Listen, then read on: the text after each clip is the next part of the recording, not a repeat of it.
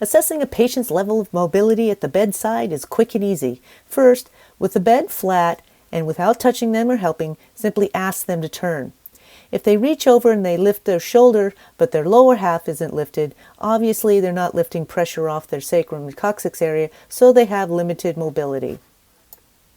In some cases, they may be able to lift the hips up a bit, but not all the way to be able to rest on their side. You might not even be able to see their skin. And often they might let go and they'll flop right back on their back. So this patient has limited mobility also. Another thing to consider is what is their activity level. Sometimes patients can turn upon command, but when you leave the room, if they're in the bed for any duration of time, like more than 8 hours at a time, and they're not moving when you walk out of the room, then they're not active and they should be placed on PIP protocol. Sometimes this is a judgment call. It's hard to tell exactly how active the person is. So when in doubt, you'll have to let the skin signs tell you what's going on. If there's irritation or redness, and obviously if they have a pressure wound, you'll have to assume that they're not very active and you'll have to put them on PIP protocol.